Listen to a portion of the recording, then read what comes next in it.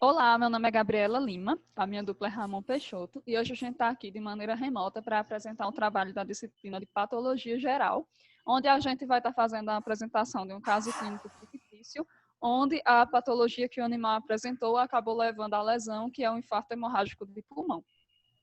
Meu nome é Ramon e eu vou falar sobre um pouco do infarto hemorrágico. O termo infarto refere-se à necrose que segue à anóxia ou hipóxia em um determinado tecido, mesmo que o mais comum seja o infarto cardíaco. Esse tipo de patologia pode acontecer em outros órgãos. A maioria dos infartos é consequência de isquemia. Tal situação acaba provocando morte celular, necrose, desencadeando uma reação inflamatória local.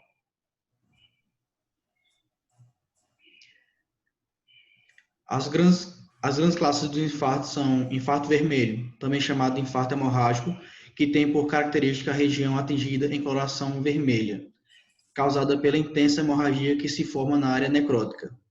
Ela consiste em uma área de necrose por coagulação que apresenta hemorragia maciça e os pulmões geralmente são a sede da maioria desses infartos.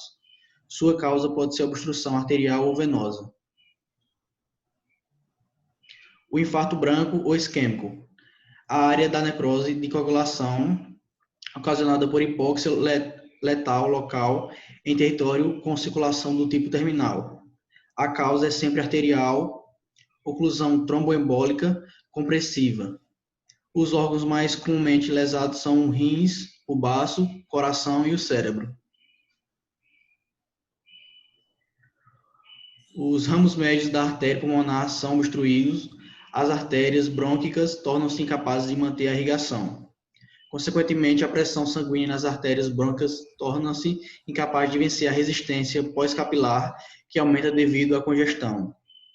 Estabelece anóxia com necrose e hemorragia da área correspondente, infarto hemorrágico pulmonar.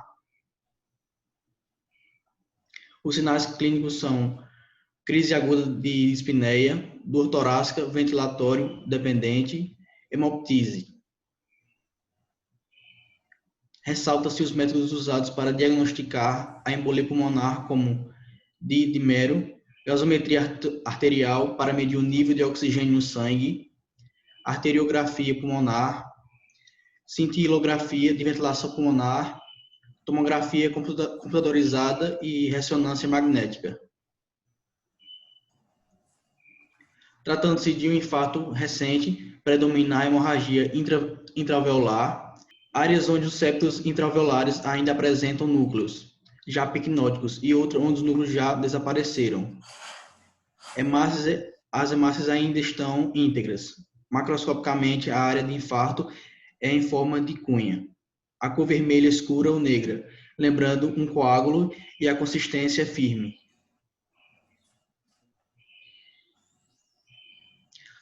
Tratando-se de um infarto já em reabsorção. A área de infarto está delimitada do pulmão normal por uma fina camada de tecido de granulação. Esse tecido se forma em reação à necrose. Na periferia do infarto, observam-se os neutrófilos em meio aos alvéolos necróticos e hemácias degeneradas. No centro do infarto, há necrose coagulativa completa. Os septos apresentam-se totalmente anucleados e com aspecto hialino. Com o passar do tempo, toda a região necrótica é fagocitada, resultando em uma cicatriz fibrosa de cor esbranquiçada.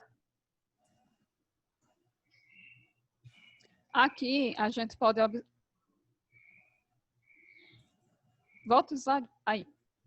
Aqui a gente pode observar que temos um pulmão normal, a parte do pulmão que está normal, na primeira figura, e embaixo a gente tem um infarto antigo em fase de fibrose, ou seja, esse infarto já foi reabsorvido e já criou a cicatriz, formando essa parte que está com a fibrose em cima. Aqui do outro lado, a gente tem um infarto hemorrágico recente, então a gente vê que a cor dele é bem escura e o formato dele é em forma de cunha, com a região sendo bem delimitada. Pode passar. E agora a gente vai para a apresentação do nosso caso clínico. Caso clínico, paciente, cão macho adulto da raça dálmata, idade de 9 anos e peso ao ser examinado, constando de 18 5 quilos. Queixa principal do proprietário. Animal nos últimos 3 dias passou a apresentar frequentes quadros de dispneia. Aparenta dor ao inspirar, desmaios, tosse com secreção misturada a grandes quantidades de sangue vermelho vivo e prostração. Anamnese. Eita, desculpa. Quando a gente fez a anamnese, a gente coletou os seguintes dados. Esse animal, nos últimos meses, ele vinha apresentando muita intolerância à atividade física, apatia e uma perda de peso. O dono também relatou que ele tinha uma tosse branda. O animal não tinha o protocolo vacinal completo, estava atrasado, ele apresentava casos de vômito na semana anterior e sinais de diarreia recorrente. E o animal tinha apetite muito reduzido, apresentou casos isolados de anorexia em alguns dias, ou seja, passando o dia inteiro sem comer. E na noite anterior à consulta, ele começou a apresentar a prostração, ou seja, ele não conseguia ficar de pé. O animal era residente no município de Fortaleza, na região litorânea do estado do Ceará, e ele não estava imunizado para a dirofilariose canina. E o animal também não era vermifugado corretamente. Foi relatado que nos últimos 6 meses esse animal não recebeu nenhum vermífugo e também não fazia uso de nenhum tipo de repelente de insetos, como a coleira, o spray ou as pipetas. O proprietário também informou que ele tentou realizar um tratamento caseiro à base de inalação com soro fisiológico no inalador e suco de quiabo por via oral. E isso não obteve êxito e foi notado um aumento considerável nos episódios de diarreia do animal. Pode passar. Em seguida, a gente realizou os exames físicos.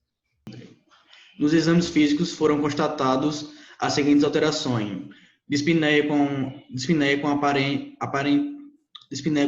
dor ao inspirar, frequência cardíaca alterada, frequência respiratória elevada. O animal apresentava reativo ao toque na área torácica, língua apresentava cianótica, tosse com produção de secreção misturada a sangue vermelho vivo. Dificuldade em manter em pé, prostração, inchaço abdominal, temperatura retal elevada, 42 graus. O animal apresentava-se desidratado e caquético. Tempo de perfusão capilar maior que 2 segundos. Suspeitou-se, então, de dirofilariose canina. Solicitações de exames. Baseando-se nos sinais clínicos observados nos exames físicos, a suspeita clínica e levando em consideração os sintomas relatados pelo tutor durante a anamnese, foram solicitados os seguintes exames: hemograma completo, teste rápido de dirofilariose, radiografia dorso-ventral e lateral, eletrocardiograma e ecocardiograma. Quando a gente recebeu o resultado desses exames, foi observado o seguinte: no hemograma completo, não se observou qualquer alteração no eritograma. O animal ele apresentou uma pequena alteração no leucograma, com a presença de uma discreta leucopenia e uma linfopenia discreta também, como a gente pode ver aqui nos resultados na tabela. Já o teste rápido de dirofilariose, ele deu positivo. Então, confirmou-se que o animal tinha antígeno circulante para a dirofilarimise, que é o agente etiológico da dirofilariose. Na radiografia lateral e dorso-ventral, foi possível constatar a dilatação e a tortuosidade nos âmbitos das artérias pulmonares interlobulares, e principalmente os lobos diafragmáticos, que eles estavam bastante dilatados. Isso é um sinal típico da dirofilariose. E observou-se ainda que havia uma obstrução nos ramos periféricos intralobulares e interlobulares, um aumento no lobo pulmonar caudal direito e o coração direito ele apresentava-se dilatado. Também é muito comum apresentar isso na dirofilariose. Uma lesão periférica sólida foi visualizada na face inferior e lateral do segmento anterior do lobo superior direito.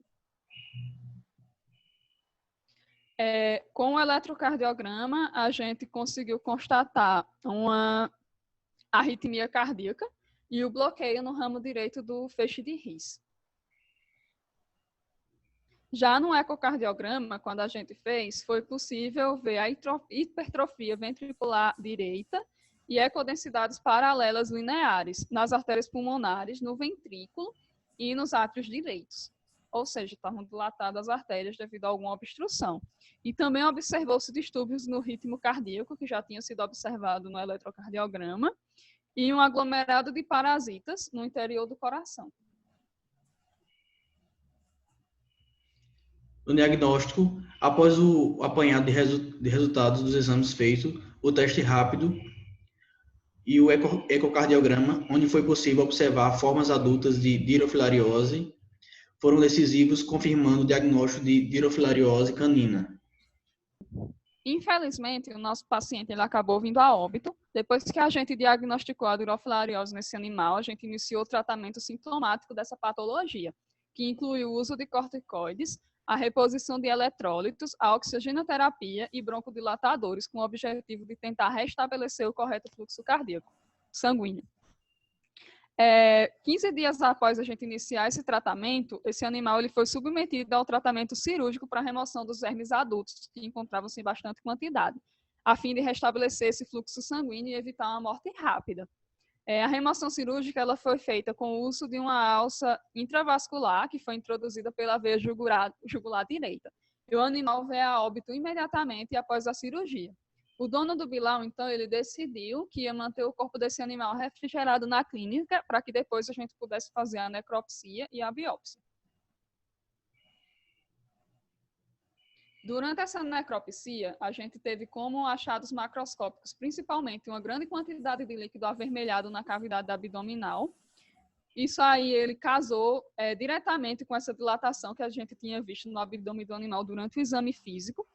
A gente também notou que o fígado ele apresentava acentuação no padrão lobular, tinha muitas áreas avermelhadas, entrameladas de áreas mais claras, o que, quando a gente cortou, se aprofundava por todo o parênquima e fluía moderadamente uma quantidade de sangue quando a gente apertava. Isso é característico de uma alteração chamada fígado em noz moscada, que geralmente indica hemorragia passiva, que é causada por insuficiência cardíaca direita, que pode ser constatado também nos outros exames que a gente fez anteriormente. O fígado ele também apresentava áreas fortemente amareladas, que indicavam que esse animal talvez estivesse sofrendo de uma esteatose hepática, que será confirmada mais à frente na biópsia. Os vasos linfáticos do mesentério próximo ao fígado, eles estavam bastante dilatados. Meu Deus do céu. Volta aquela slide, João, para eu terminar de falar. Aí corta só essa parte que ele atrapalhou. Os vasos linfáticos do mesentério e próximos do fígado estavam muito dilatados. O coração, a gente pôde observar que também estava bastante dilatado e havia a presença de coágulos junto das artérias. Junto do coágulo no ventrículo direito, a gente encontrou diversos exemplares de Dilophyraria imitis. E o pulmão ele apresentava uma área de cor mais escura e consistência mais firme, caracterizando um infarto hemorrágico recente, que também vai ser confirmado na biópsia. Esse infarto provavelmente foi ocasionado pela oclusão de ramos da artéria pulmonar. Também foi observada a presença de nódulos pulmonares que estavam na periferia, e esses nódulos eles mimetizavam câncer de pulmão. Eles serão também analisados na biópsia. Os rins eles se apresentavam tumefeitos, o que pode indicar uma degeneração hidrópica. Pronto, ao realizar essa biópsia, para a gente fazer esses exames, a gente retirou fragmentos tissulares de órgãos como o coração, o fígado, o pulmão e os rins. E na análise histopatológica, a gente pôde constatar hiperemia passiva no fígado, onde apresentava-se uma congestão localizada com coloração azul avermelhada em áreas afetadas. Isso aconteceu devido ao acúmulo de sangue venoso e à concentração de hemoglobina não oxigenada no órgão. A gente também pôde confirmar a nossa suspeita da degeneração hidrópica nos hepatócitos, porque eles estavam balonizados e as células estavam com o citoplasma claro quando a gente fez a coloração histológica e com aspecto granuloso. A degeneração lipídica, no caso a esteatose hepática, também pode ser confirmada, porque a gente conseguiu observar áreas citoplasmáticas negativas à coloração por HE, quando examinou o fígado, e apresentavam-se pequenas vesículas citoplasmáticas de número e tamanho variável, com padrão e nítido limite, característico de acúmulo de gordura. Nos hepatócitos, a gente também observou área de deposição intersticial de proteína, o que configura uma degeneração hialina extracelular. E nas lâminas de miocárdio, a gente constatou um infarto agudo do miocárdio, onde a gente observou áreas de morte celular por necrose do tipo coagulativa, seguidas por área de fibrose, o que indica que o infarto talvez não fosse recente. Ainda no miocárdio, a gente também conseguiu observar estruturas vermiformes que eram compatíveis com a Dirofilaria mites. O infarto hemorrágico de pulmão foi confirmado quando a gente observou predominantemente áreas de hemorragia intraalveolar, o que caracteriza esse tipo de infarto hemorrágico recente. Haviam também áreas onde os septos intraalveolares ainda apresentavam núcleos, mas esses já estavam piquinóticos, e outras onde os núcleos já haviam desaparecido completamente. As hemácias, elas ainda estavam íntegras, porque o infarto era recente, e a área infartada era mal delimitada no tecido adjacente por causa da infiltração hemorrágica. E apresentava também uma inflamação fibrinosa nas áreas desse infarto. Sobre os nódulos que a gente tinha visto, tanto quando fez as radiografias, quanto quando fez a necrópsia que estavam lá no pulmão, a gente analisou, e esses nódulos pulmonares periféricos, eles pareciam câncer à primeira vista, mas dentro deles haviam numerosas estruturas vermiformes que também eram compatíveis à Dirofilaria mites. A gente observou também que havia grânulas de água e eletrólitos nas células renais, quando foi feita a lâmina do rim, e havia o afastamento da cápsula de Bowman, o que caracterizou, então, a degeneração hidrópica ocasionada pela hipóxia. Confirmação do diagnóstico. Os achados microscópicos e macroscópicos auxiliaram para o fechamento do diagnóstico de dirofilariose, com consequente infarto hemorrágico do pulmão recente e infarto agudo do miocárdio. Obrigada.